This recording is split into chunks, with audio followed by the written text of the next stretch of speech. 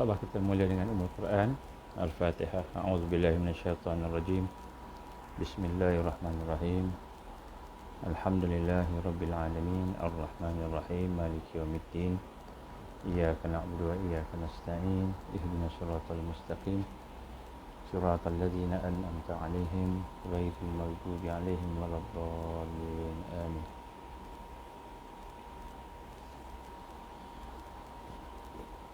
A'udzu billahi samil alim minasyaitonir rajim. Bismillahirrahmanirrahim. Innal hamdalillah nahmaduhu wa nasta'inuhu wa nastahdihi wa nastaghfiruh wa na'udzu billahi min shururi anfusina wa min sayyiati a'malina. Man yahdihillahu fala mudilla lahu wa man yudlil fala hadiya lahu. Asyhadu an la ilaha illallah wahdahu la syarika lahu wa asyhadu anna Muhammadan abduhu wa rasuluh. Qala rabbi shrah li sadri wa yassir li amri wahlul 'uqdatam min lisani yafqahu qawli. Rabbi zidni ilman amma ba'd. Assalamualaikum warahmatullahi wabarakatuh. Alhamdulillah, pertama kita bersyukur kepada Allah Subhanahu wa taala dengan keizinan Allah, dengan kasih sayang Allah, kita diberikan kesempatan pada pagi ini untuk sama-sama kita meneruskan program kita. Minta maaf semalam saya tak dapat nak bersama-sama dengan tuan-tuan, puan-puan sekalian, kerana semalam tu ada satu perjumpaan, ada satu meeting dengan tokoh jugalah. Saya pergi ke Putrajaya, dan selepas daripada meeting tu jumpa pula dengan seorang lagi yang juga penting. Saya tak dapat nak elak sebab nak susah nak jumpa mereka ni, jadi saya terpaksa tangguh dan akhirnya terpaksa batalkan semalam. Saya minta maaf banyak-banyak, tak sempat nak beritahu awal. Alhamdulillah, pertama kita nak kena syukur pada Allah Subhanahu Wa Taala dengan kita merendahkan hati-hati kita, merendahkan hati kita kepada Allah Subhanahu Wa Taala, kerana salah satu tanda kita ni Islam, Muslim, menyerah kepada Allah itu ialah kita merendahkan hati. Jadi kita kena rendahkan hati kita kepada Allah, dan hati kita kena tunduk, patuh, taat pada Allah. Kalaulah hati kita rasa tidak kuat, ataupun kita rasa tengah dalam keadaan kita kata futur, lemah, kita mungkin ada masalah sebagainya, maka kita sentiasa buat apa yang kita mampu, tapi jangan kita meninggalkan sunnah. Jangan kita meninggalkan sunnah, sebab amalan itu dia ada semangat, dia ada kepala dia, dia panggil semangat dia. Dan amalan itu kata Rasulullah SAW, dia ada dia punya ekor, dia jatuh rendah. Jadi nak digambarkan pada kita pada hari ini, kita akan selamat ketika kita tengah menurun rendah, apabila kita bersama dengan Allah dan sunnah Rasulullah SAW. Jadi sebab itulah kita tengok, kita kena pelbagaikan amalan kita, dan mudah-mudahan bila kita lemah, kita tak boleh buat amalan besar-besar, kita buat amalan kecil-kecil. Tak boleh buat amalan yang ini, kita buat amalan yang itu. Kena pelbagaikan amalan, insya-Allah. Baik. Pada hari ini insya-Allah saya akan sambung apa yang telah kita bincang pada yang lepas berkenaan dengan At-Taubah. Dan saya nak bawa satu tajuk yang daripada apa yang saya cuba kumpulkan daripada nota-nota yang ada pada saya, daripada beberapa pembacaan saya, yang berkenaan dengan al-istighfar sebagai pengisian. Untuk di akhir zaman ini, kita akan berhadapan dengan kesusahan, kita akan berhadapan dengan kepayahan, kita akan berhadapan dengan penderitaan mungkin. Antara kesusahan ialah kesusahan yang ada di dalam jiwa kita. Jadi insya-Allah tajuk pada hari ini kita akan bincang bagaimana kita nak melihat kunci kepada segala kebaikan, insya-Allah. Selawat dan salam kepada Rasulullah sallallahu alaihi wasallam. Kita sentiasa berselawat kepada baginda Rasul sallallahu. Jangan jemu, jangan kita pandang ringan selawat ni. Kerana selawat ni besar, hakikatnya besar. Tapi kita nak selawat kepada Rasulullah sallallahu kan, secara konsisten tu dengan perasaan kasih sayang. Kasih sayang pada Rasulullah sallallahu alaihi wasallam. Sebab hanya dengan kasih sayang pada Rasulullah lah, maka kita akan menjadikan diri kita ni yang diberikan oleh Allah, dan Allah menjadikan selawat tadi sebagai asbab untuk kita mendapat cahaya. Jadi kita perlukan cahaya daripada Allah Subhanahu Wa Taala. Sebab tu kita Dibaca, diajar oleh Allah dalam Quran. Rabbana atmim lana nurana.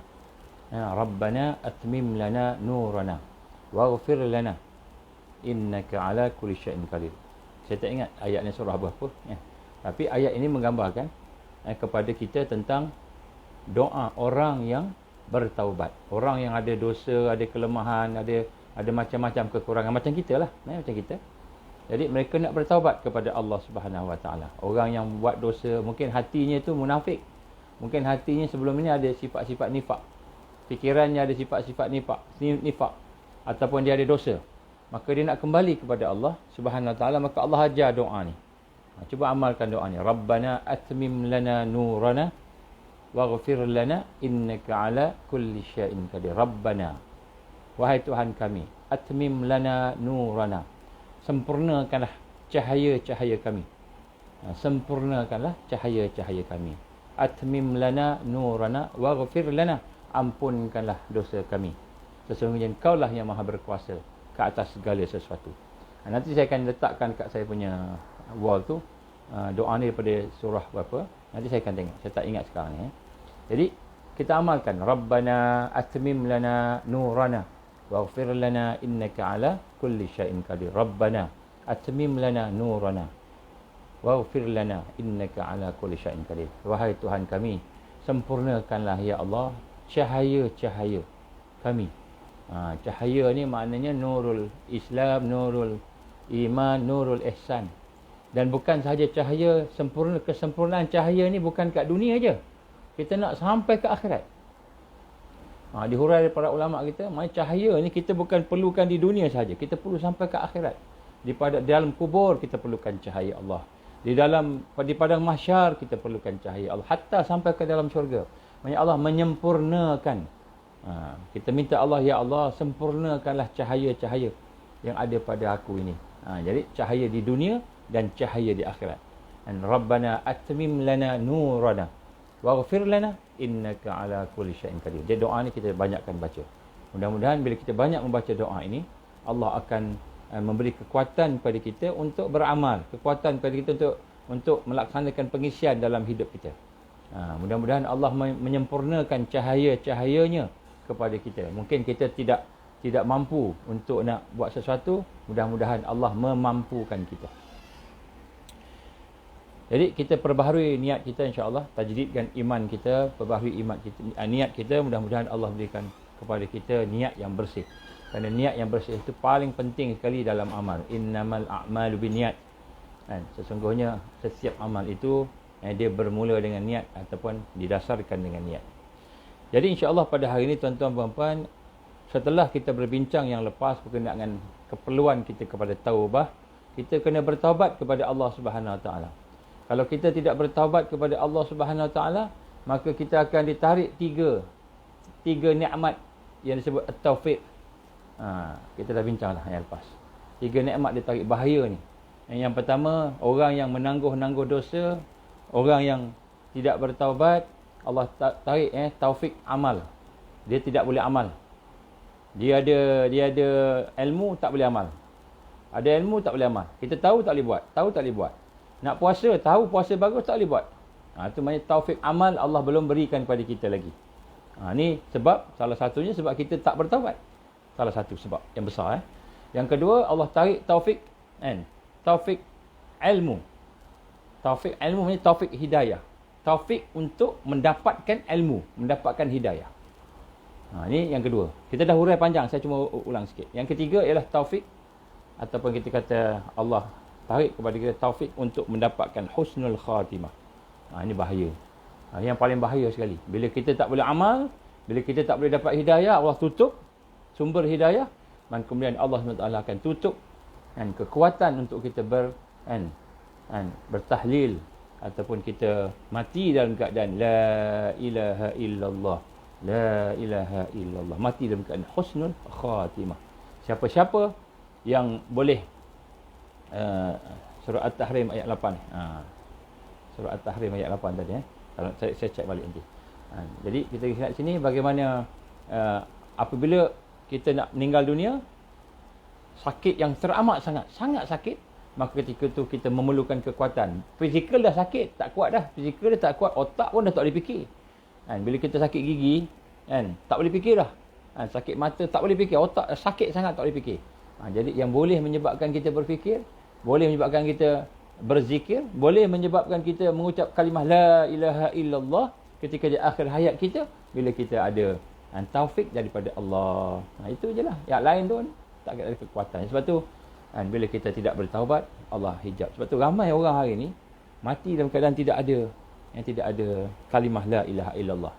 Bukan sebab dia tak pergi haji, bukan sebab tak pergi umrah, bukan sebab dia tak semayang, bukan sebab tak puasa, bukan sebab dia meninggalkan benda yang wajib, tetapi dia tidak bertaubat dengan dosa dia.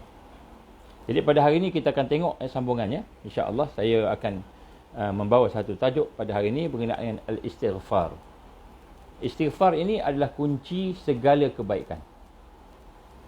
Kunci segala kebaikan daripada keburukan yang ada pada kita, kelemahan yang ada pada kita ialah istighfar.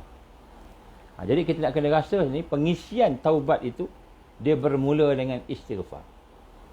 Pengisian taubat. Jadi maknanya kita kata saya ni dah tahu dah tentang taubat semua ni, dah tahu dah tentang, tapi di mana pengisian itu bermula? Taubat tu bermula di mana? Bila kita istighfar. Bila kita, apa maksud istighfar? Istighfar ini bermaksud kita memohon ampun kepada Allah. Itu astaghfirullah, ya Allah ampunkanlah aku.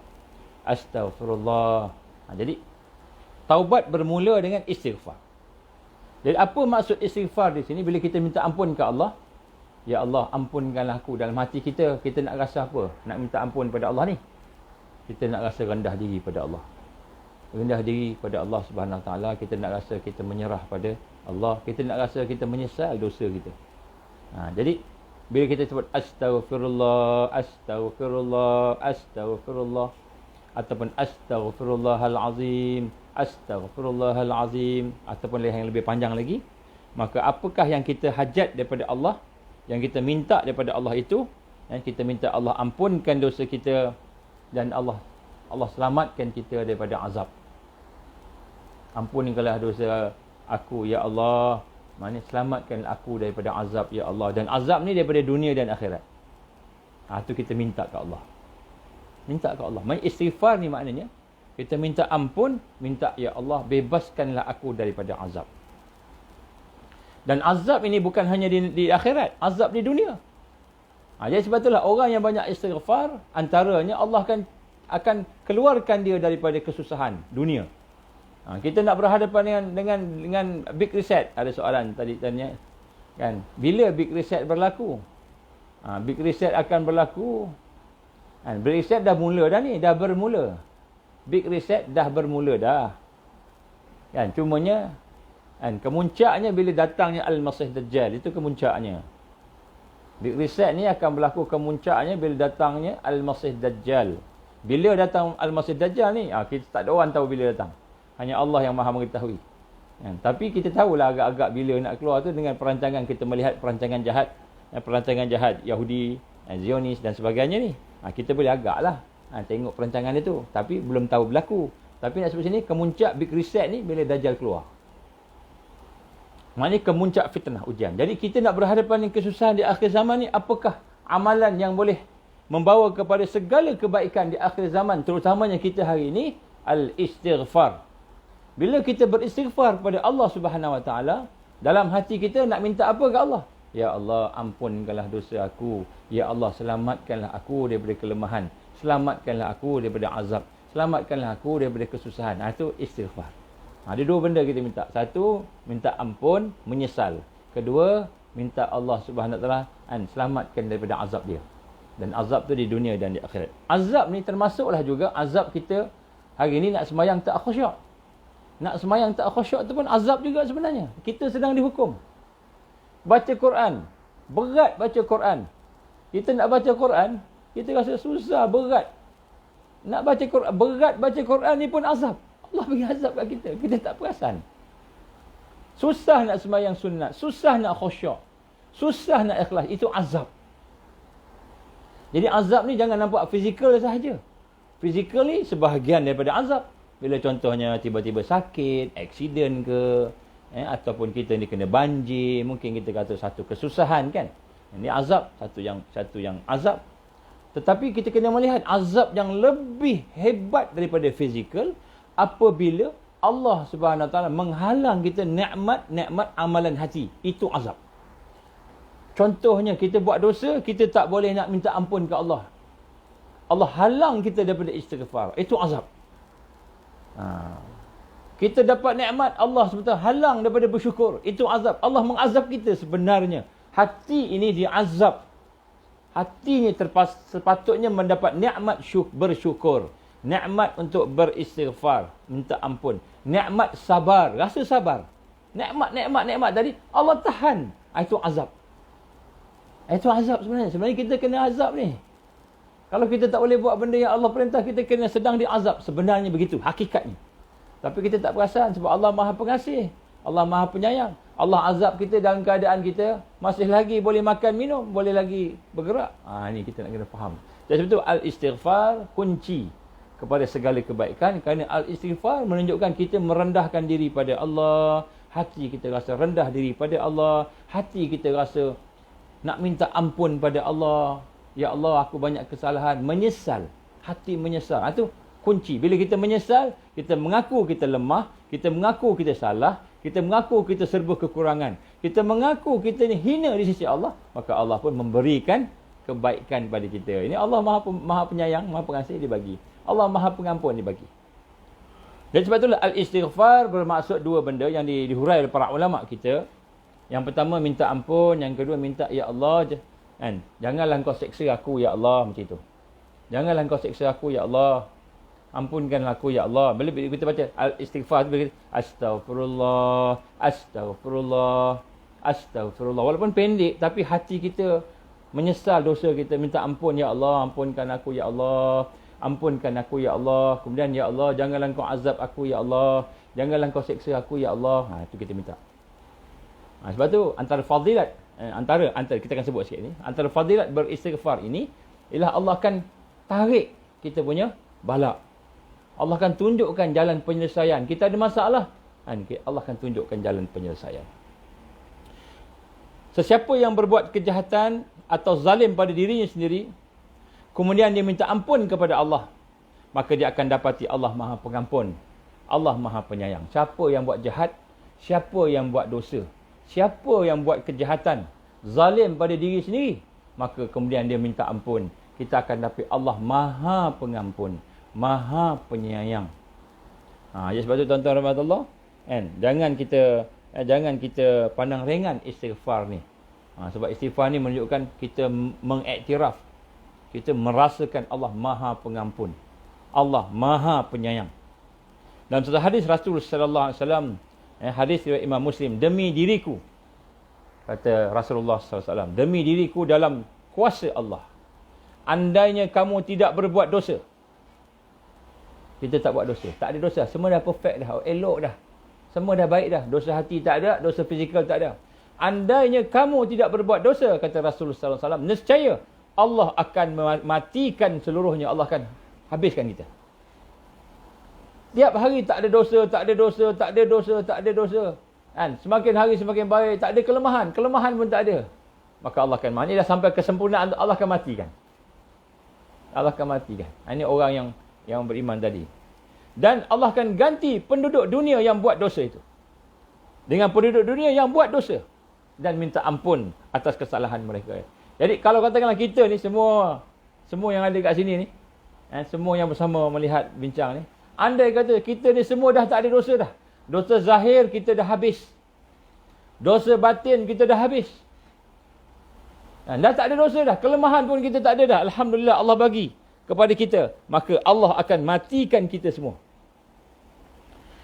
Dan Allah akan gantikan pula satu kaum, satu bangsa yang macam kita, yang akan minta ampun kepada Allah Subhanahu wa Ta'ala. Kenapa? Kerana Allah amat suka, amat sayang kepada mereka yang diberikan kelemahan, dosa, dan kemudian dia minta ampun. Jadi, orang yang bertaubat ini, yang beristighfar ni, Allah sayang kat dia. Jadi, tanda Allah sayang pada kita, kita mudah beristighfar. Kalau susah, berat, lupa, senang je, susah nak ingat istighfar. Kita buat dosa, kita susah nak istighfar. maka pada ketika itu mungkin kita ni kurang disayangi oleh Allah. Kalau Allah sayang pada kita, Allah bagi kita tercebur ke dalam dosa. Kita tak nak buat dosa, tapi tiba-tiba kita terbuat dosa. Buat juga. Dosa apa? Macam-macam lah dosa ni. Kadang-kadang dosa mata, kadang-kadang dosa tangan, kadang-kadang dosa lidah. Terbuat juga. Maka kita istighfar. Allah sayang kepada orang yang bertaubat yang istighfar tadi. Nampak? Allah ni Ar-Rahman, Ar-Rahim. Allah ni. Kan? Dia tahu kita ni lemah, manusia lemah. Kemudian bila manusia lemah, dia tahu. Kan? Manusia ni lemah, tapi dia sayang. Kita ni banyak dosa, Allah sayang kat kita. Allah sayang kat kita. Jadi, Allah biarkan kita buat dosa. Supaya apa? Supaya kita bertaubat. Jadi, kalau kita ni kadang-kadang lah, dah tinggal lama dah dosa, dah tinggal, tiba-tiba terbuat pula. Terpatah balik. Jangan kita putus asa. Jangan kita kesal sangat-sangat. Tak, kita kesal sebab kita buat dosa, minta ampun ke Allah. Allah rindu kepada istighfar kita. Allah rindu kepada taubat kita. Maka dia ceburkan kita dalam perbuatan-perbuatan dosa. Maka bila kita berdosa, bukan kita nak buat dosa, bukan kita plan nak buat dosa, bukan. Tapi kita tercebur, kita termasuk. Allah izin berlaku dosa tadi, maka ketika itu Allah rindu taubat kita, maka bertaubatlah. Beristighfarlah. Allah nak dengar kita. Astaghfirullah. Ya Allah, ampunkan aku. Ya Allah. Ya Allah, bebaskan aku daripada azab. Ya Allah. Allah rindu nak dengar tu. Kita kena... itu tanda Allah sayang kita. Sebab kata Nabi SAW, hadis yang diriwayatkan oleh Imam Muslim tadi, kalau kita dah tak ada dosa, satu kaum, satu bangsa, semua tak ada dosa, semua baik belaka, maka Allah akan matikan semua. Kemudian Allah akan gantikan orang lain yang dia buat dosa, dia minta ampun pada Allah. Maknanya, Allah matikan orang tadi tu bukan sebab Allah nak azab dia, tak. Sebab Allah sayang dia, panggil dia. Dah tak ada dosa, maknanya terus masuk dalam syurga. Orang yang mati tanpa dosa, maknanya Allah Subhanahu Wa Taala matikan seseorang dalam keadaan dosanya telah diampunkan, itulah nikmat yang paling besar. Allah redha, Allah sayang pada orang itu, dan kemudian Allah masukkan syurga tanpa dihisap. Tanpa dihisap, jangan main-main. Jadi sebab tu jangan kita bimbang kalau kita buat dosa, jangan kita rasa resah kalau kita buat dosa. Maknanya resah ni maknanya kita putus asa. Jangan. Tetapi kita bimbang, kita resah kalau kita buat dosa, kita tidak bertaubat. Buat dosa itu lumrah. Jadi jangan putus asa. Kita kata, Ustaz, saya ni buat gini, lepas tu saya buat lagi dosa. Saya istighfar, saya bertaubat. Tak lama, seminggu saya buat lagi. Buat jangan. Kita sedih kan? Memanglah kita sedih. Kita kalau boleh tak mau buat benda yang Allah tak suka kan? Allah tak suka dosa. Tapi bila kita bertaubat pada Allah, Allah sayang pada hamba-Nya yang berdosa dan yang bertaubat. Maka apabila dipadukan dalam amalan hidup kita baik dan jahat tadi, baik jahat tadi, seluruh asma Allah akan berfungsi. Jadi bila kita buat baik aja, maka tidak adalah nama Allah Al-Ghafur, tak adalah. Nama Allah yang Maha Pengampun, tak ada. Kalau kita buat baik aja, tak adalah Al-Muntaqim, Allah yang Maha Ma'azab, tak ada. Jadi bila ada baik, ada jahat, maka Allah nak menunjukkan nama-nama dia. Kan? Nama-nama dia yang ada Ar-Rahman, yang ada Ar-Rahim. Ada juga namanya Al-Muntaqim, Al-Qahar, Al-Jabbar. Ada juga namanya Al-Ghafur. Ar-Rahman yang Maha Pengasih, yang Maha Penyayang. Ada juga namanya yang Maha Memberi Seksa, Al-Muntaqim. Ada Al-Jabbar yang Maha Mengalahkan. Al-Qahar yang Maha Perkasa. Ada juga namanya Al-Ghafur yang Maha Mengampun. Nampak? Bila berpadunya jahat dengan baik, dosa dengan pahala ni, maka nama Allah, sifat Allah tu dia sempurna. Jadi sebab itulah kalau hamba tu dah tak ada dosa dah, Allah matikan dia, masuk alam akhirat, diampunkan dosa, terus masuk syurga Allah, redha Allah tadi, maka Allah wujudkan pula orang lain. Orang lain siapa? Orang lain yang buat dosa. Kemudian orang itu bertaubat. Jadi sebab tu dosa ni bukan satu yang buruk pada orang yang beriman. Pada orang yang beriman, pada orang yang duduk dalam tarbiyah, orang yang duduk dalam jalan atas jalan salikin menuju kepada Allah ni, kan? Bukan dia nak buat dosa, dia tak nak buat dosa, tapi Allah izin dia buat dosa. Allah izin dia ada kelemahan, tapi bila tahu dia ada dosa, ada kelemahan, dia bertaubat, dia perbaiki diri dia, dia islah diri dia. Dia meningkatkan diri dia daripada kelemahan-kelemahan tadi, maka itu Allah sayang. Allah sayang. Jadi sebab tu tuan-tuan rahmat Allah, inilah bagaimana kita tengok sini, bila tidak ada dosa, apa gunanya nama Allah Al-Ghafur? Barulah kita nampak Al-Ghafur. Allah ni Maha Pengampun. Tak ada orang, tidak ada orang yang tidak mahu diampunkan. Maka Allah jadikan orang itu buat dosa. Ya sebab itulah tuan-tuan rahmat Allah, dosa yang kita lakukan tetapi boleh mendekatkan diri kita dengan Allah lebih baik daripada amal yang kita lakukan menjauhkan kita daripada Allah. Maknanya kita buat amal tapi dalamnya ada ujub, nak tunjuk-tunjuk pada nak berasa diri kita lebih baik. Dalamnya ada riak, nak tunjuk-tunjuk kat orang. Dalamnya ada sombong takbur, nak merendahkan orang lain. Maka dosa yang ada di dalamnya perasaan menyesal, perasaan nak patah balik pada Allah, nak mengaku kita ni hamba Allah, nak mengaku kita ni banyak salah, lebih baik daripada amal yang di dalamnya ada ujub, dalamnya ada riak dan takbur. Jadi ini kita kena perhati. Jadi dosa sebenarnya jalan untuk masuk syurga Allah. Dosa sebenarnya adalah jalan untuk dapat redha Allah. Dosa yang macam mana? Dosa yang adanya taubat dalamnya, adanya istighfar dalamnya. Jadi tak apa buat dosa, tapi jangan kita tidak bertaubat. Ini penting. Maka di sinilah digambarkan, wahai manusia. Andainya hadis Nabi, tapi saya himpun-himpunkan. Wahai manusia, andainya sampai dosa kamu ke atas langit. Dosa kita banyak sampai langit, besar. Kita pernah bunuh orang, kita pernah berzina, kita pernah macam-macam kita buat. Yazbillah min zalik. Macam-macam dosa besar kita pernah buat. Andainya dosa kamu telah sampai ke langit, tinggi, banyak sampai ke langit. Kemudian kau minta ampun, maka aku akan ampunkan.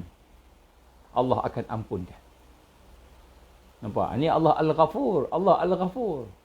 Jadi jangan putus asa. Dalam tarbiyah tak ada putus asa. Tak ada putus asa.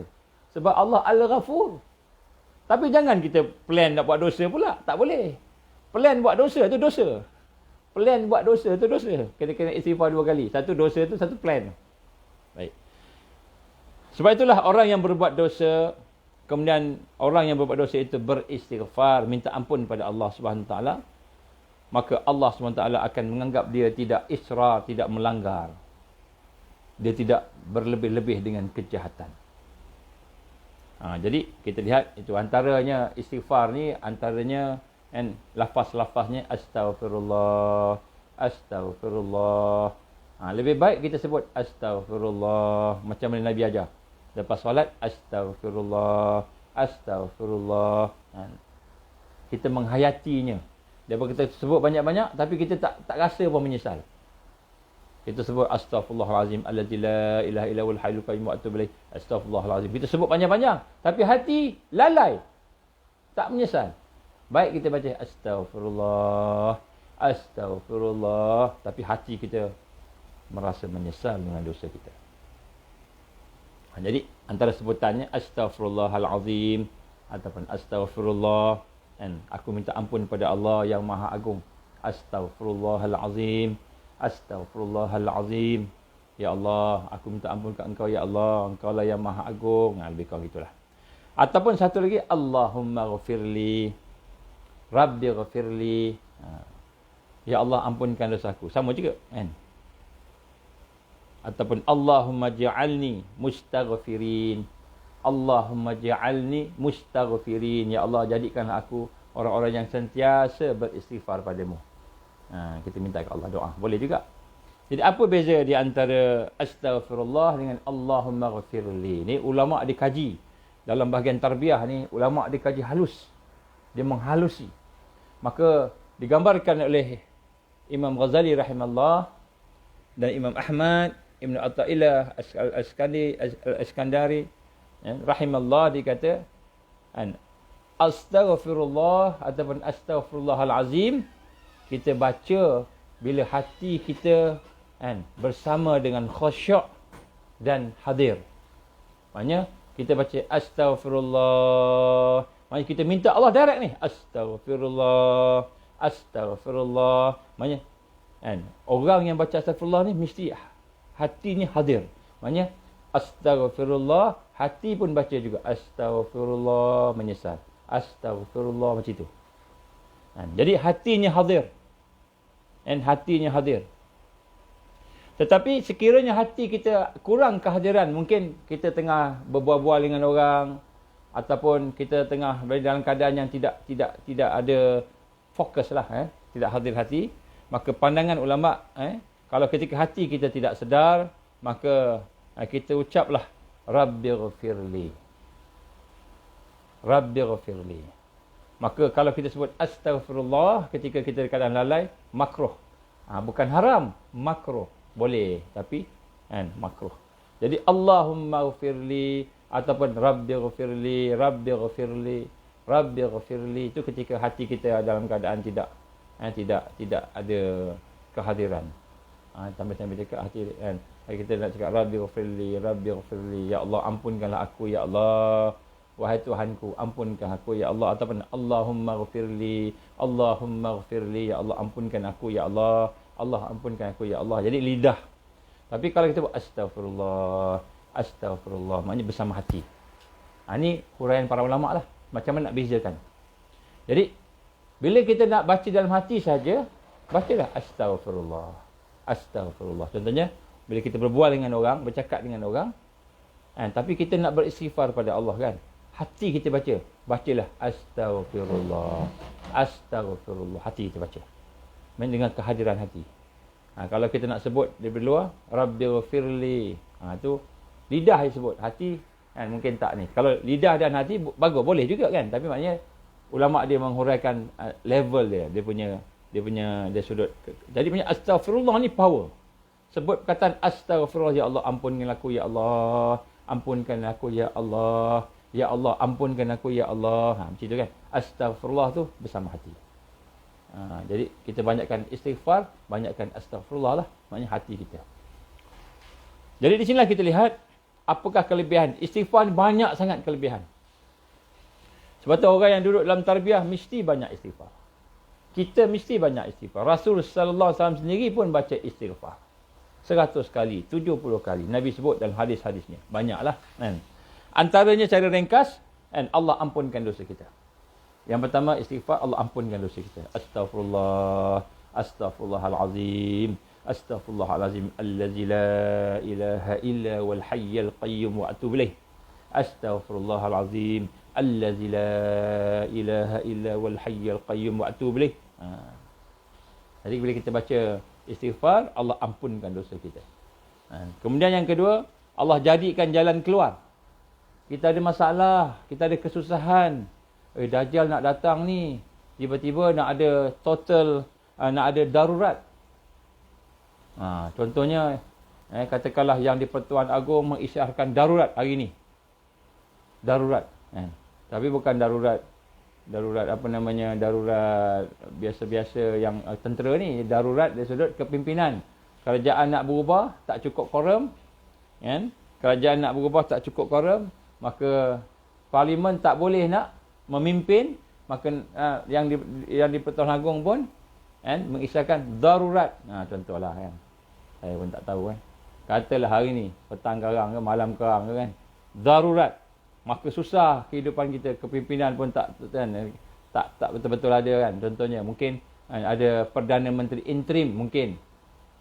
Dia tak jadi Perdana Menteri betul, Perdana Menteri interim. Sebab dah tak cukup, tak ada orang boleh nak jadi PM dah. Kan, Tan Sri Muhyiddin pun tak cukup quorum. Anwar Ibrahim pun tak cukup quorum. Datuk Seri Najib pun tak cukup quorum. Siapa lagi yang boleh jadi Perdana Menteri lagi? Tun Mahathir pun tak cukup quorum. Razali pun tak cukup quorum. Semua tak cukup quorum. Tak ada orang boleh jadi Perdana Menteri. Maka Sultan yang Duli Yang Maha Mulia, Duli Yang Maha Mulia, yang Tuan Agung pun kata apa? Kita istihad darurat. Darurat apa? Darurat dari sudut parlimen lah. Parlimen darurat. Jadi maknanya Perdana Menteri interim sebelum sementara nak tunggu pilihan raya. Maka mungkin hidup kita susah tak? Mungkin juga. Allah Alam. PKP macam mana? PKP tengok macam ni. Hari Rabu ni dah mula PKP dah. PKP dah. Oh, dah istihar dah. Oh, dah istihar dah. Saya tahu daripada semalam lagi saya dah tahu. Yang dia pertama aku akan isytiharkan darurat.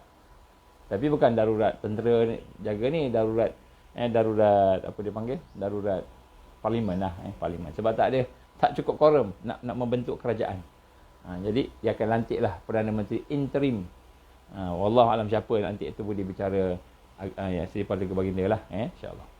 Baik. Jadi dalam keadaan susah, ada masalah, banyak masalah. Macam mana nak selesai masalah? Istighfar. Macam mana nak buang kesedihan? Kita sedih sangat. Maka kata Nabi, istighfar. Orang yang sedih, orang yang susah, dia banyak istighfar, Allah akan gantikan dengan kesenangan, kegembiraan. Rezeki. Tak ada rezeki. Ni zaman big reset ni, rezeki susah. Susah nak dapat kerja, dibuang kerja. Istighfar. Nak dapatkan Allah redha, istighfar. Nak meningkatkan barakah harta kita. Kita ada harta, tapi nak supaya barakah harta tu berkembang sampai ke anak-anak, sampai ke keluarga, sampai ke jiran. Maknanya sampai ke sahabat-sahabat kita pun boleh dapat istighfar. Dan kalau kita ada ketakutan, maka nak jauhkan diri daripada ketakutan, nak beradakan keamanan, istighfar. Jadi semua kesusahan, semua kelemahan, semua kesakitan, semua penderitaan, semua azab, semua siksa, macam mana nak keluar? Istighfar. Bila kita sebut astaghfirullah, astaghfirullah, astaghfirullah ya Allah, maknanya kita minta Allah ampunkanlah dosa aku ya Allah. Jangan jadikan dosa itu sebagai sebab dapat azab. Ya Allah, ampunkan dosa aku. Ya Allah, janganlah kau seksa aku. Ya Allah, janganlah kau azab aku. Ya Allah, bantulah aku selesaikan masalah aku. Ya Allah, keluarkan aku daripada penderitaan ini. Keluarkan aku daripada kesakitan ini. Istighfar. Maka satu ketika Hasan Al-Basri rahimahullah telah didatangi oleh penduduk-penduduk kampung. Masa tu teruk, susah teruk. Kalau kita hari ini mungkin susah dari sudut ekonomi, kita akan menghadapi kesusahan ekonomi, menghadapi kesusahan dari sudut macam-macam kita akan menghadapi. Maka dia tanya,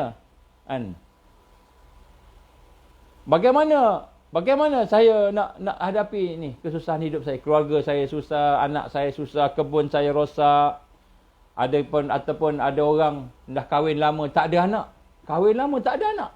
Nak anak, hajat sangat dengan anak, tapi tak ada anak. Itu pun ada sebab-sebabnya. Maka berkata Hasan Al-Basri, dia kata apa? Banyakkan istighfar. Banyakkan istighfar.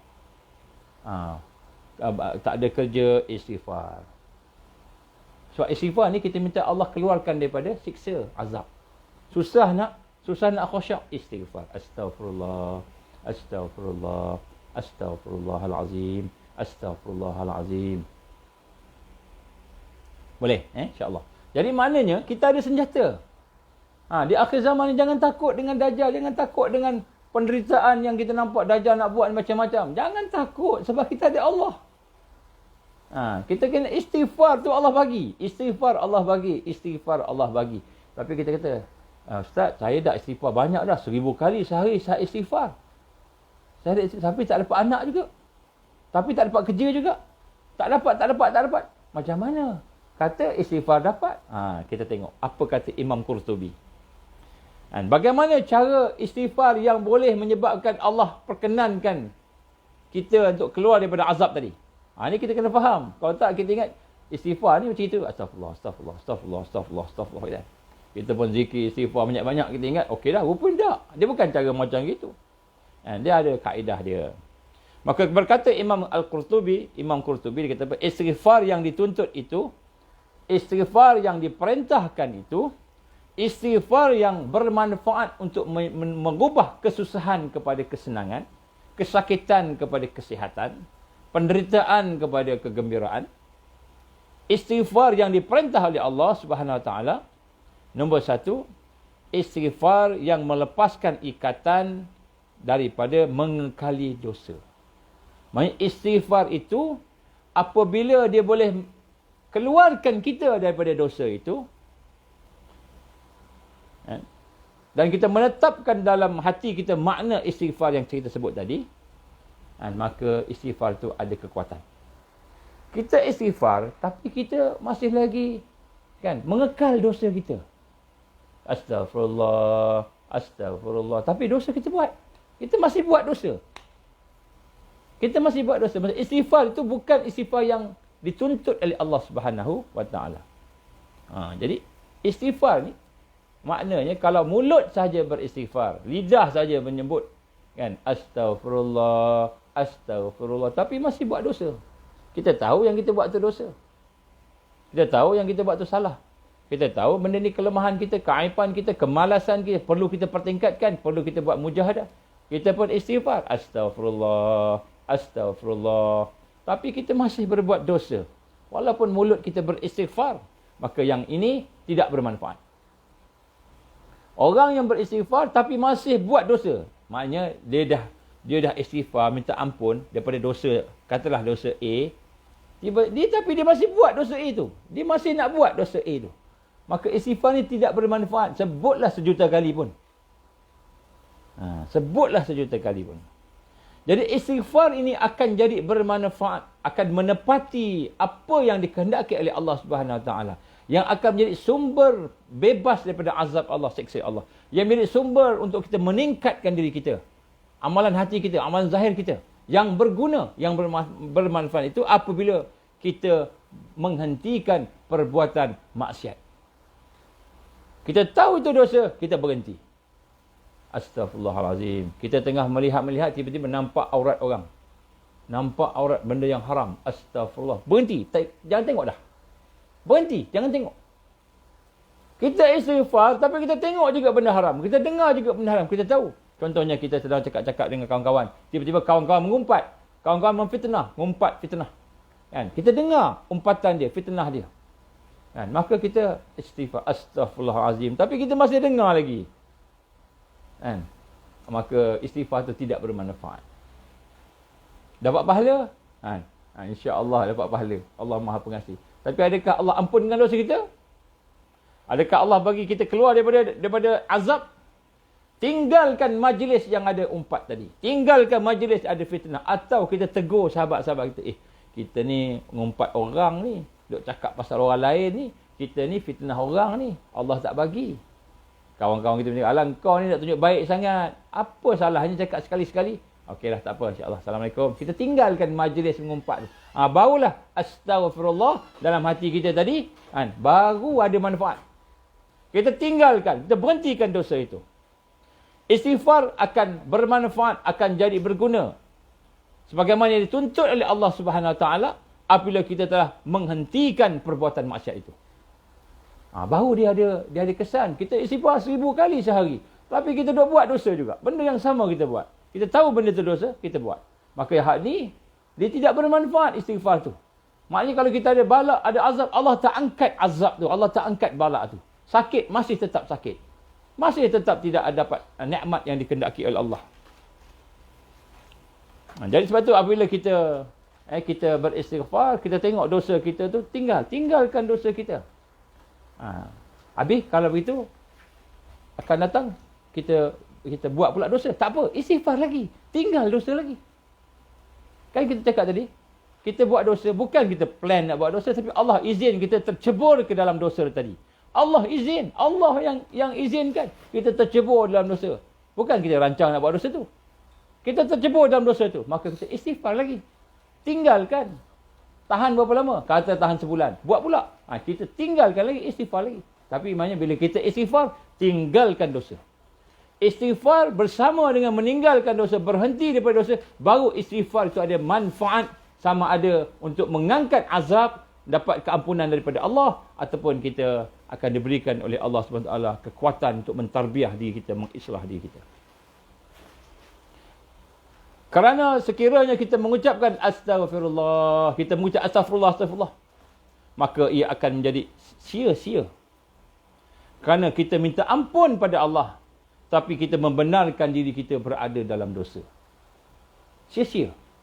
Imam Qurtubi kata sia-sia. Jadi nak sebut kat sini, kan, istighfar, kan, kita nak kena tengok dosa kita tinggalkan. Itu syarat dia lah. Nak dapat fadilat dia tu, kelebihan-kelebihan istighfar tu kena tinggalkan dosa kita. Tinggalkan dosa kita. Saya sebut tadi sekali lagi. Buat pula masa lain. Tak apa, istighfar, tinggalkan. Buat lagi, tinggalkan. Buat lagi, tinggalkan. Dia ada sebab kita buat tu. Dia akan sebut sekali. Kenapa kita tak boleh nak tinggalkan dosa? Ada sebab. Sekali kita sebut. Maka sesiapa yang mulutnya mengatakan Astaghfirullahalazim, Rabbi ghafirli, Allahumma ghafirli, minta ampun pada Allah, sedangkan hatinya masih kekal atas satu maksiat, masih ada keinginan untuk berbuat maksiat, maka istighfar itu masih memerlukan satu istighfar yang lain. Kita istighfar, tapi hati kita masih sayang dengan dosa.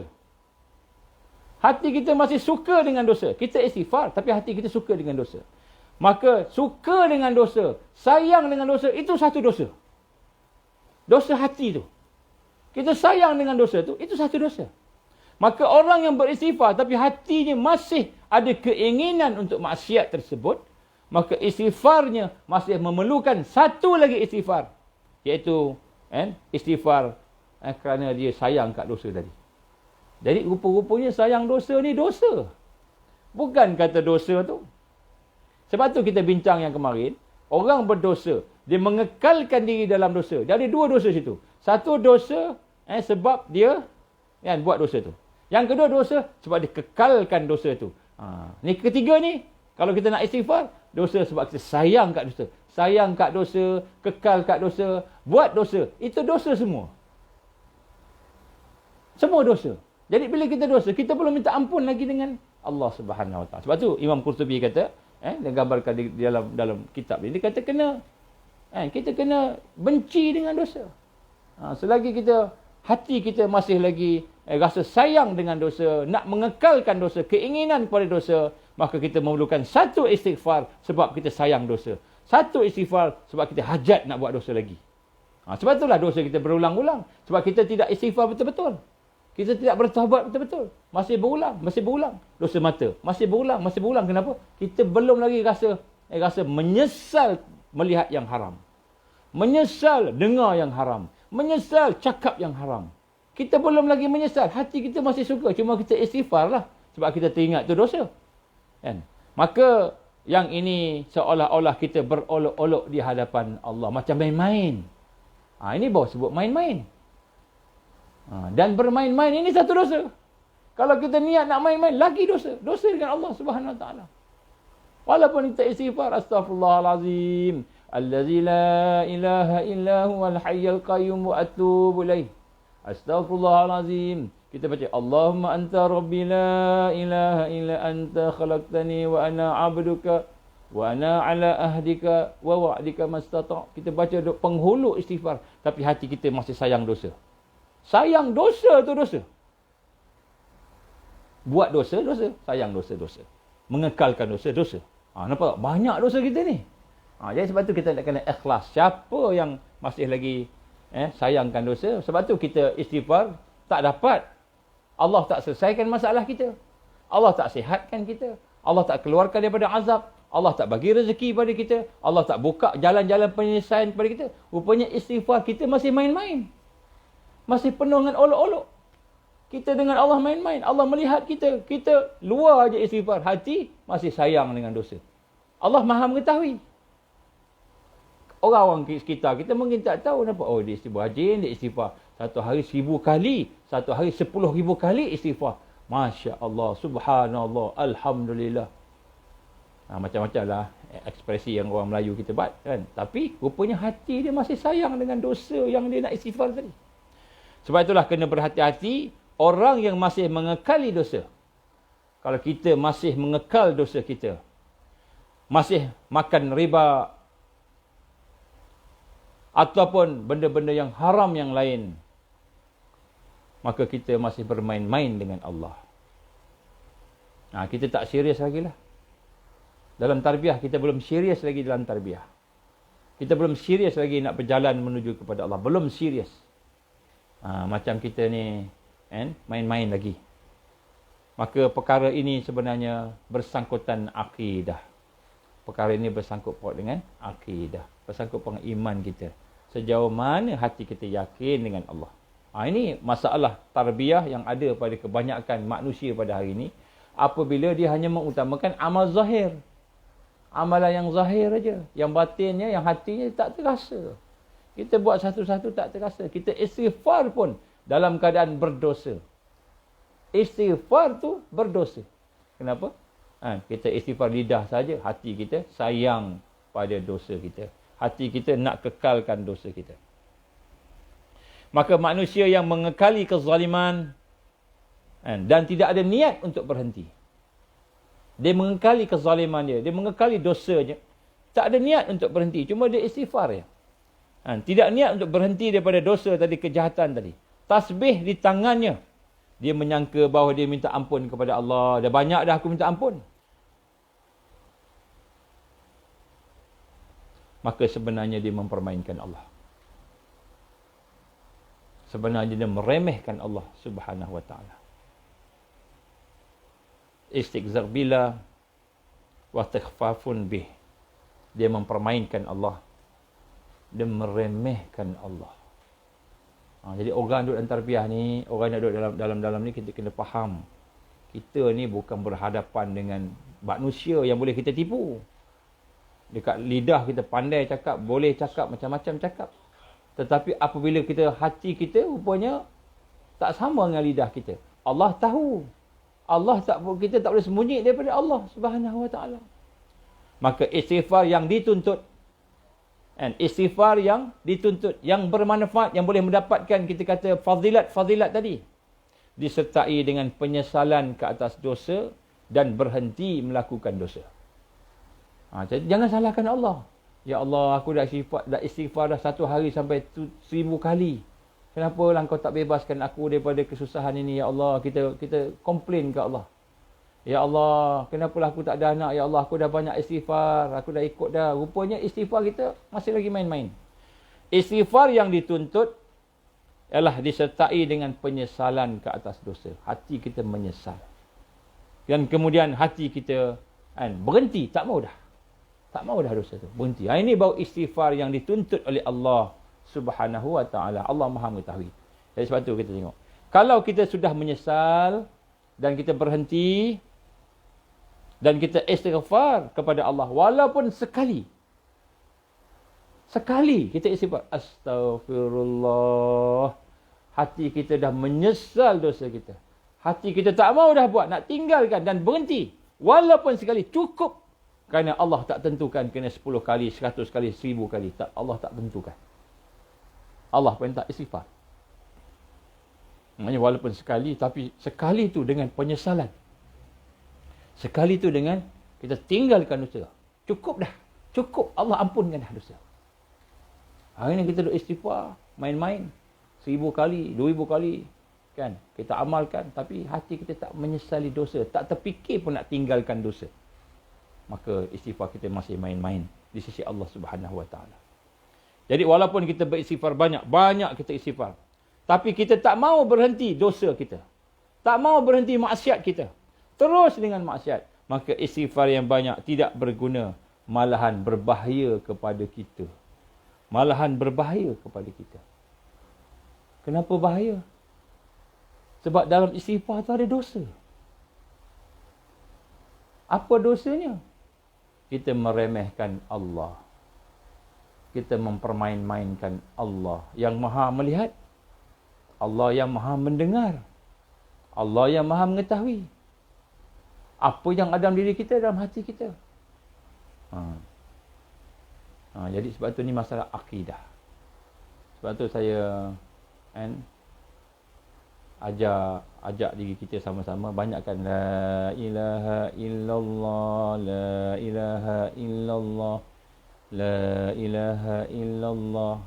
Kenapa kita banyakkan la ilaha illallah ni? Ni nak baiki hati kita ni, nak bersihkan iman kita, nak tajdid iman kita. Rasul SAW gambarkan kan? Setiap dari kamu bila berdosa ada satu titik hitam. Berdosa, hati kita gelap. Lagi banyak dosa gelap. Lagi banyak dosa gelap. Jadi nak bersihkan gelap tu macam mana? Maknanya nak tajdid iman kita tu macam mana? Nabi ajar, la ilaha illallah, la ilaha illallah, la ilaha illallah. Bukan la ilaha illallah tu. Ketika bertahlil aja, majlis tahlil, tak. Setiap hari, setiap saat kalau boleh hadir dalam hati kita. La ilaha illallah, la ilaha illallah, la ilaha illallah. Hati kita. Bila kita teringat aja, bacalah la ilaha illallah. Jangan kita, mula-mula mungkin kita kata kita nak jadikan wirid, mula-mula kita bacalah. Kita kata, okey, minima 100 kali, minima 1000 kali, ikutlah, tak apa, bacalah. Baca banyak pun tak apa. Kalimah la ilaha illallah ni, kalau kita baca, walaupun kita tidak ada, tidak berfikir, la ilaha illallah, hati kita baca kan, dia akan memberi kesembuhan kepada iman kita. Nabi kata apa? Tajdid iman. Memperbaharui iman. Kemudian kita berfikir, tidak ada yang menjadikan melainkan Allah, tidak ada berrezeki melainkan Allah. Kita mula berfikir, la ilaha illallah, la ilaha illallah. So iman tu akan bertambah cahaya lagi. Kemudian kita dengan perasaan kita, la ilaha illallah, la ilaha illallah. Tidak ada yang memberikan rezeki melainkan Allah. Kemudian perasaan kita rasa sayang ke Allah, perasaan kita rasa syukur ke Allah, perasaan kita rasa.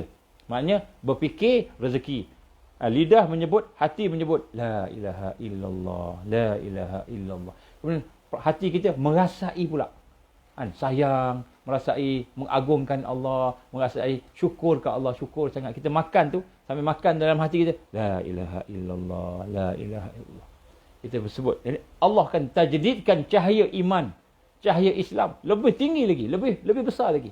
Perasaan ni, kemudian bila kita dah mula berzikir dengan perasaan kita, lidah kita, hati kita, perasaan kita berfikir, otak kita mau berfikir, keseluruhan deria kita mula berzikir, maka hati yang merasai tadi, dia akan pergi ke seluruh sel-sel dalam hidup, dalam badan kita ni, yang fizikal.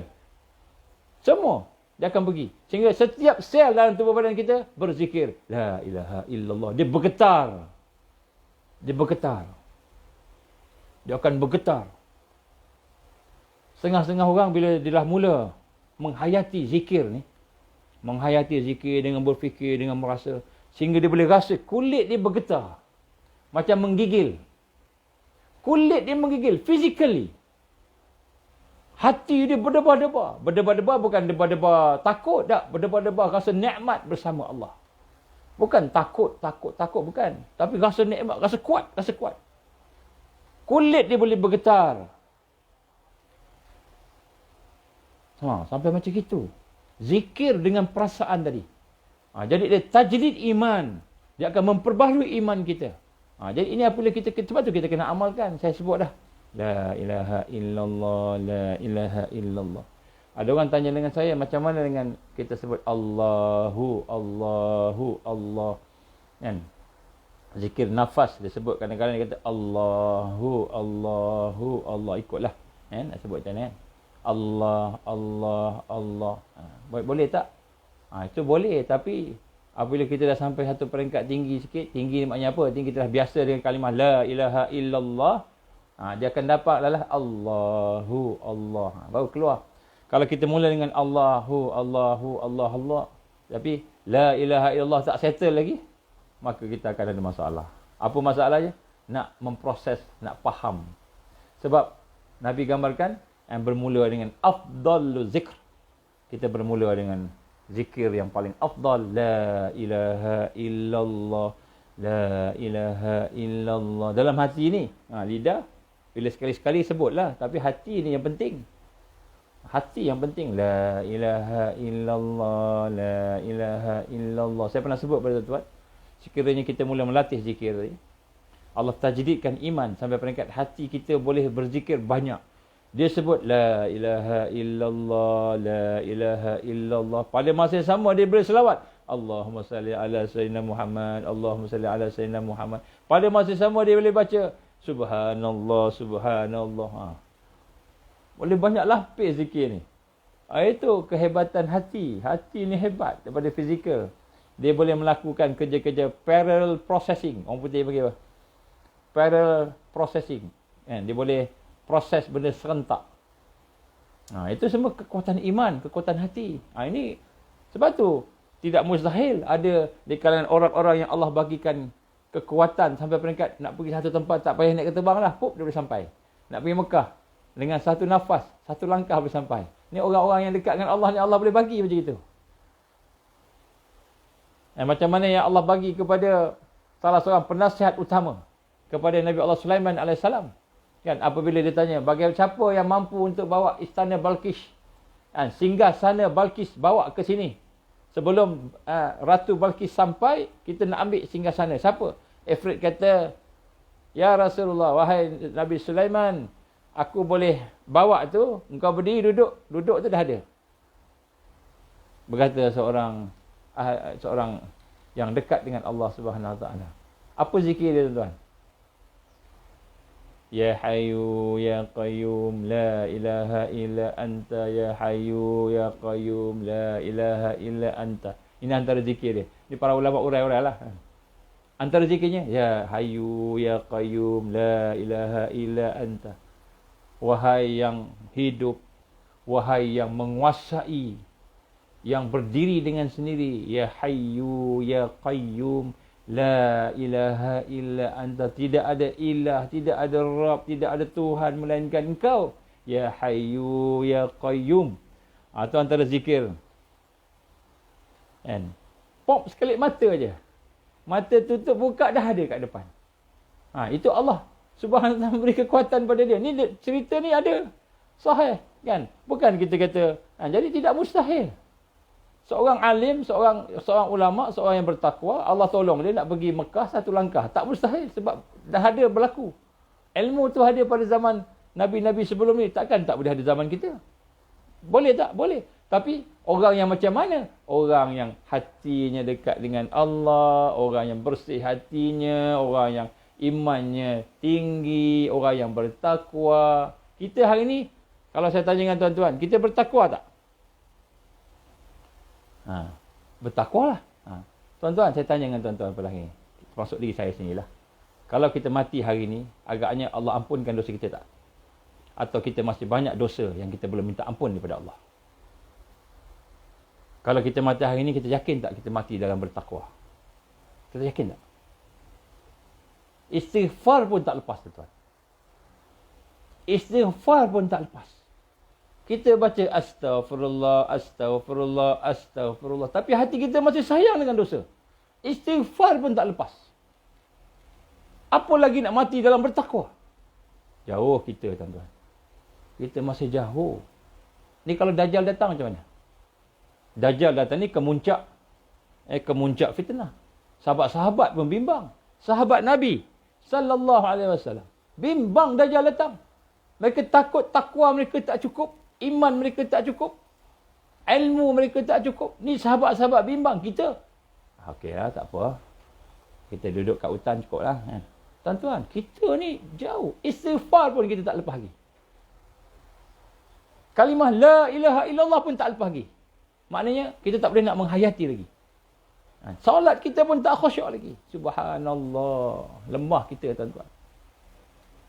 Nampak? Jadi kita perlukan kepada tarbiyah. Kita perlukan kepada proses islah. Perlu sangat. Perlu sangat. Bila kita tengok ni, Allahu Akbar. Aku ni perlu minta ampun betul-betul. Bukan main-main. Aku ni kena sebut la ilaha illallah, zikir ni betul-betul. Macam mana kaedah-kaedah yang ulama-ulama sebut. Memberi panduan kepada kita. Kita kena buat. Aku ni kena buat dakwah betul-betul. Kena bantu buat dakwah. Tolong sampaikan apa yang aku tahu. Kena buat dakwah pada keluarga, kepada sekian yang ada di sekitar kita. Aku ni kena duduk dalam keadaan perjuangan bersama-sama jamaah, ukhuwah betul-betul. Baru rasa. Kalau tak rasa, tuan-tuan, duduk dalam tarbiyah 50 tahun pun tak boleh rasa. Duduk dalam usrah 50 tahun tak boleh rasa. Sebab kita tak proses diri kita. Kita ikut je, kita ingat cukup dengan usrah, cukup dengan program, dengan ceramah. Cakap okey dah tu. Tak, kita kena proses. Hati kita kena proses. Akal kita kena proses. Kehidupan kita kena proses. Jadi barulah kita nampak bagaimana kita perlu kembali betul-betul kepada madrasah tarbiyah Rasulullah sallallahu alaihi wasallam. Sebab tu Islam lemah hari ni. Sebab kita lemah. Kita tengok dekat Yaman, lemah, Islam kena bunuh. Macam-macam kena. Dekat Syria lemah, dekat Xinjiang lemah, dekat Palestin lemah. Mana-mana umat Islam lemah. Tuan-tuan, jangan tengok orang lain lemah. Jangan salahkan pemimpin ke ulama ke, tak, salahkan diri kita. Kita tidak berada dalam tarbiyah. Kita tidak berada dalam dakwah. Kita tidak berada dalam jihad. Kita belum lagi berada. Masa duduk kat tepi-tepi lagi. Jadi macam mana Allah nak bagi kemenangan pada umat Islam? Macam mana Allah nak bagi kita menang? Kita tak layak untuk menang. Sebab tu kita kena ada pengisian. Hidup kita ni kena ada la ilaha illallah. Ajar anak-anak kita. Istighfar. Astaghfirullah. Astaghfirullah. Astaghfirullah. Astaghfirullahalazim. Lidah kita baca, hati kita baca, kemudian kita menyesal, kita berhenti dosa. Barulah istighfar tu jadi bermanfaat. Jadi walaupun kita beristighfar banyak kali, ribu kali, tetapi masih tak mau berhenti maksiat, masih lagi nak buat dosa, maka terus dengan maksiat tadi, maka istighfar tidak banyak, yang banyak itu tidak berguna. Malahan berbahaya kepada kita. Kenapa berbahaya? Sebab di dalamnya ada syirik. Di dalamnya ada syirik. Apa syirik tadi? Kita masih lagi meremehkan sifat-sifat Allah, nama Allah. Seolah-olah kita kata Allah tak tahu apa dalam hati aku. Seolah kita kata Allah ni tidak mengetahui, tidak boleh nak mengawasi hati aku. Lidah cakap astagfirullah, astagfirullah, tapi hati masih sayang dengan dosa. Kita belum berlaku benar dengan Allah. Ini tuan-tuan, bila kita nak bersama-sama dengan golongan Al-Mahdiyin, bersama-sama dengan golongan yang mendapat hidayah Allah, bersama dengan golongan Taifah Mansurah, kelompok yang Allah nak beri kemenangan, maka kita kena lalui tarbiyah dengan bersungguh-sungguh. Lalui proses. Jadi apa yang saya sebutkan sini, mudah-mudahan dapat memberikan manfaat pada kita. InsyaAllah kita akan sambung pada esok. Mudah-mudahan Allah jadikan kita orang yang muwahidin. Apa muwahidin ni? Orang yang golongan yang mentauhidkan Allah. Ini persiapan yang paling penting di akhir zaman. Ini persiapan ini adilnya Allah. Allah adil. Kenapa Allah adil? Sebab persiapan akhir zaman ni semua orang boleh buat. Orang yang beriman, bertakwa dia boleh buat. Kalau kita nak kena buat rumah dekat dalam hutan, atas bukit, atas gunung, tak semua orang mampu. Ada orang tak ada duit nak beli rumah. Ada orang tak ada duit nak siapkan bekalan makanan. Ada orang mampu buat bekalan makanan, ada orang tak ada duit. Jadi dia berlapar. Jadi persiapan asas bukan persiapan fizikal. Walaupun persiapan fizikal tu kena buatlah semampu yang boleh. Tapi persiapan asas, macam mana nak mentauhidkan Allah. Macam mana nak mentauhidkan Allah. Muwahidin. Muwahidin ini golongan yang mentauhidkan Allah. Bagaimana nak beramal. Bagaimana nak beramal saleh. Maksudnya beramal untuk akhirat. Ini persiapan-persiapan yang semua orang kaya pun boleh, orang miskin pun boleh, anak-anak pun boleh, orang tua pun boleh, laki pun boleh, perempuan pun boleh. Ini adil, Allah Maha Adil. Nak berhadapan dengan Dajjal ni, jangan fikir persiapan yang luar biasa, kekayaannya, persiapan dunia. Tak, persiapan hati. Hati kita perlu mentauhidkan Allah. Fikiran kita perlu mentauhidkan Allah. Mengesakan Allah. Amalan kita mengesakan Allah. Ala kulli hal, setiap perkara. Dalam solat kita, di luar solat kita, dalam Quran kita, di luar Quran kita, di luar bacaan Quran kita, kita sentiasa mengesakan Allah. Ini nombor satu. Al-iman al-amik. Keimanan yang mendalam. Kemudian barulah datang at-tanzim ad-daqiq. Penyusunan organisasi yang tersusun, munazamah. Barulah berjalan al-jihad ud-daim. Ataupun perjuangan, struggle yang berterusan. Al-amal al-mutawasil, amal yang berterusan. Jadi baru datang dia punya kesudahan dia, kekuatan tadi. Tapi bermula dengan al-iman al-amik. Kita nak mentauhidkan Allah. Nak meningkatkan keyakinan kita. Jadi hari ini kita dah bincang berkenaan dengan bagaimana cara kita nak beri pengisian kepada hati kita. Jadi tuan-tuan rahmat Allah, istighfar adalah merupakan satu kekuatan. Maka kita kena faham macam mana cara yang betul supaya kita mendapat apa yang kita hajatkan, iaitu kita makin dekat dengan Allah, makin ada kekuatan Makin dekat dengan Allah, takarub dengan Allah, makin kita dapat meninggalkan benda yang Allah larang. Kalau tidak, tak sampai. Jadi insya-Allah bagi mereka yang baru sampai, baru masuk ni, cubalah tengok daripada awal apa yang saya sampaikan pada hari ini, dan kalau boleh tuan-tuan dan puan ulang-ulanglah. Sebab poin-poin yang saya sebut ni penting tuan-tuan.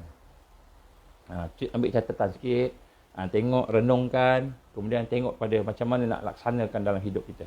Itu yang paling penting, pengisian. Pengisian bukan ceramah. Pengisian bukan tazkirah. Pengisian apa yang kita lakukan daripada hidayah, ilmu yang kita dapat tu, apa yang kita buat, itu pengisian.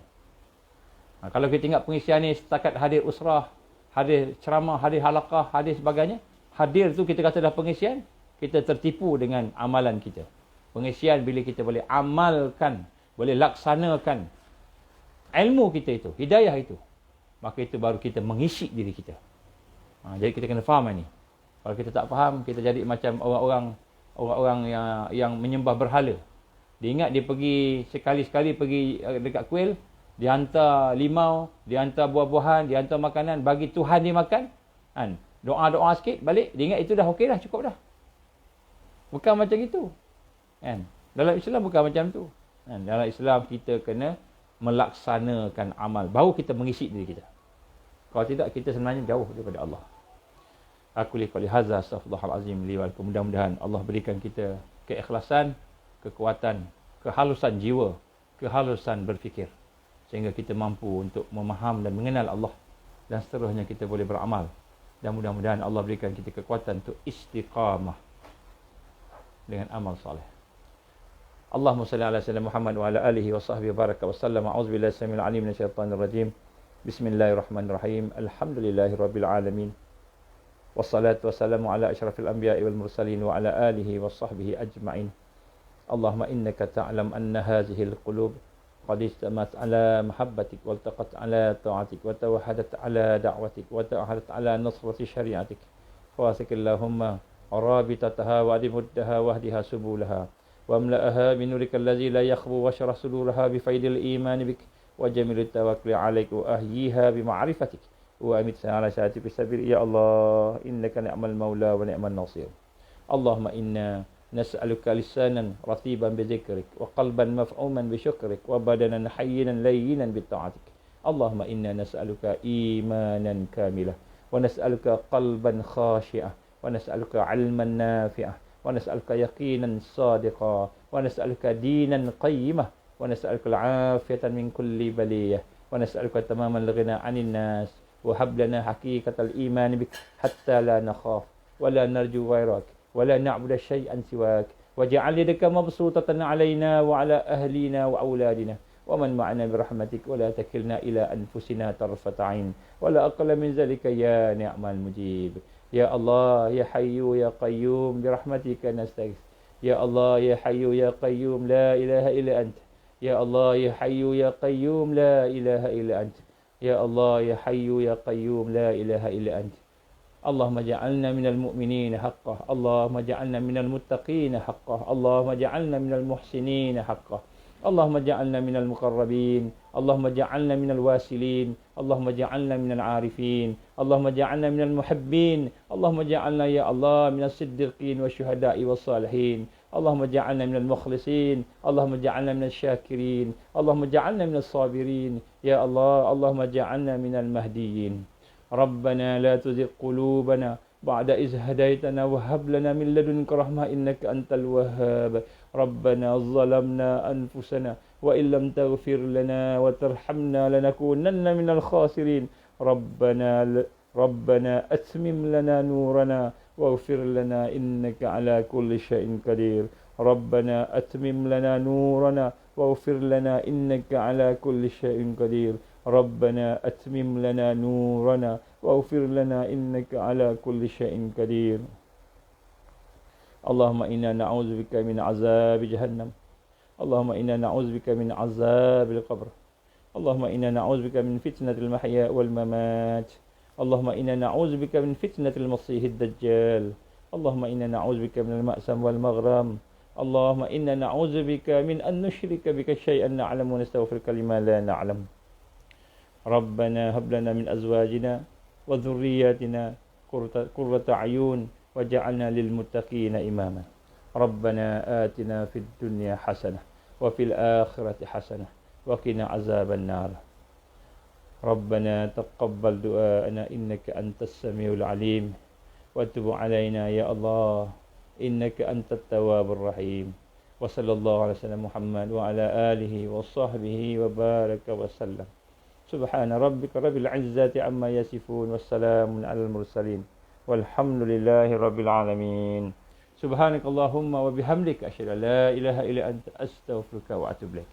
Bismillahirrahmanirrahim. Wal 'asr innal insana lafi khusr illa allazina amanu wa 'amilus solihat wa tawassaw bil haqqi wa tawassaw bis sabr. Tuan-tuan dan puan, tolong panjang-panjangkan perkongsian kita ini kepada anak-anak kita, saudara kita, kepada mereka yang berhajat pada kebaikan. Panjangkanlah, sebarkan supaya mudah-mudahan dia akan menjadi barakah pada kita. Mudah-mudahan insya-Allah Allah berikan kekuatan untuk kita istiqamah insya-Allah. Aku li qouli hadza astaghfirullahal azim li wa lakum. Wabillahi taufiq wal hidayah. Assalamualaikum warahmatullahi wabarakatuh.